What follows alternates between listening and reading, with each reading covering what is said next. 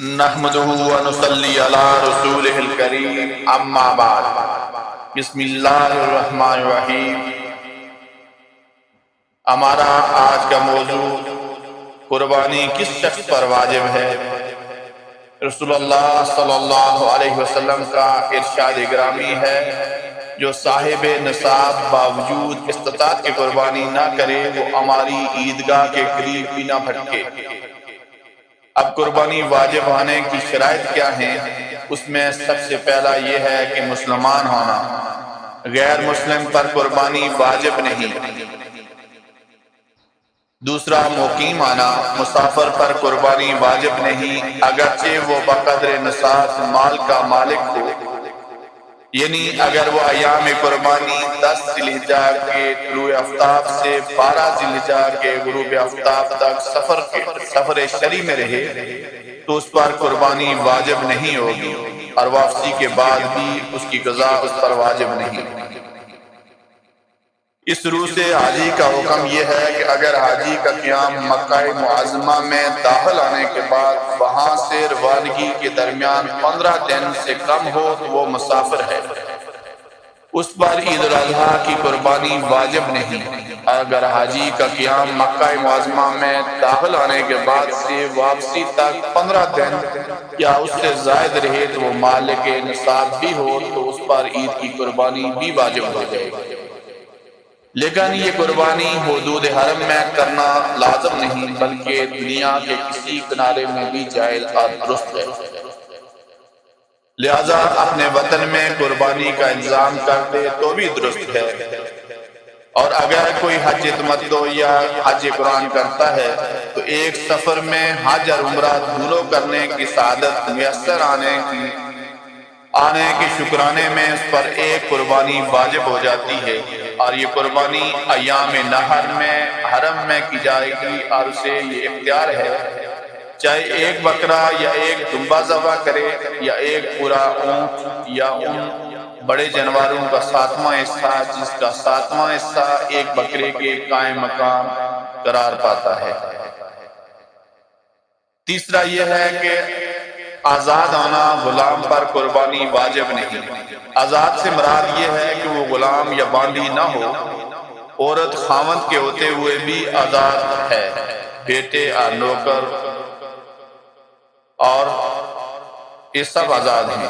ہندوستان میں غلامی کا وجود نہیں، قیدی بھی آزاد ہیں، اور ملازم، سرکار وغیرہ اور غیر سرکار سب آزاد ہیں۔ اگر یہ لوگ مال کے نصاب ہوں تو ان پر قربانی واجب ہوگی۔ چوتھا، مال کے نصاب آنا، اور اس میں اتنا کافی ہے کہ نصاب کا یا ایسی چیز کا مالک ہو جس کی قیمت حاجت اصلی سے زائد ہو کر نصاب کے برابر ہو جائے گی۔ نیز قربانی ایسے شخص پر بھی واجب ہے جس کے پاس بنیادی ضروریات کے علاوہ کوئی بھی سامان یا نقد رقم اتنی موجود ہو جو 52.5 تولے چاندی کی قیمت کو پہنچ جائے۔ اگر کسی شخص پر قرض ہو لیکن بنیادی ضرورت اشیاء، رہائشی مکان، استعمالی چیزوں اور استعمالی کپڑوں کے علاوہ جو کچھ اس کی املاک ہوں وہ اتنی ہوں کہ بیچ دی جائیں تو قرض ادا کرنے کے بعد بھی 52.5 تولہ چاندی کی قیمت کی بقدر اس کے پاس بچ رہے تو ایسے شخص پر قربانی واجب ہے۔ اور جس طرح دوسرے حقوق کی ادائیگی کے لیے حسب ضرورت قرض لینا درست ہے، ایسے ہی اس مقصد کے لیے بھی قرض لینا جائز ہے۔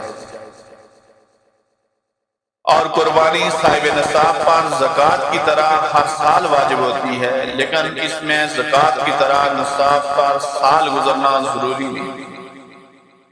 یاد رکھا جائے کہ ٹی وی، وی سی آر جیسی خرافات، کپڑوں کے 3 جوڑوں سے زائد لباس و تمام اشیاء جو محض زیب و زینت یا نمود و نمائش کے لیے گھروں میں رکھی رہتی ہیں اور سال بھر میں ایک مرتبہ بھی استعمال نہیں ہوتی، زائد اور ضرورت ہیں، اس لیے ان سب کی قیمت بھی حساب میں لگائی جائے گی۔ احسن الفتاویٰ کے اندر باقاعدہ یہ چیز درج ہے۔ جو عورت صاحب نصاب ہو تو وہ خود اس پر قربانی واجب ہے، شوہر پر اپنی بیوی کی طرف سے قربانی واجب نہیں۔ عورت کو چاہیے کہ اپنے پیسوں سے قربانی کرے، اگر اس کے پاس نقد رقم نہ ہو تو شور وغیرہ سے لے کر بھی قربانی کرے، یا اپنا کوئی زیور بیچ کر قربانی کر لے، یہ عورت کی اجازت سے اس کا شوہر اس کی طرف سے قربانی کر لے۔ لیکن بہرحال اگر عورت کی اجازت اور اس کو مطلع کیے بغیر اس کا شوہر قربانی کرے گا تو واجب قربانی ادا نہیں ہوگی۔ فتاوی رحیمیہ کے اندر باقاعدہ یہ چیز درج ہے۔ خلاصہ کلام یہ ہے کہ ہر صاحب نصاب پر قربانی کرنا مستقلاً واجب ہے، لہذا شوہر و بیوی دونوں صاحب نصاب ہوں تو ہر ایک پر علیحدہ قربانی واجب ہے، دونوں کی طرف سے ایک قربانی کافی نہیں۔ بالغ ہونا پانچویں شرط یہ ہے کہ وہ بالغ ہو، نابالغ پر قربانی واجب نہیں، البتہ اگر والدین صاحب مال ہوں اور اپنی نابالغ اولاد کی طرف سے قربانی کرنا چاہیں تو کر سکتے ہیں، لیکن یہ مستحب ہے، واجب نہیں۔ یہ بھی فتاوی رحیمیہ میں باقاعدہ درج ہے۔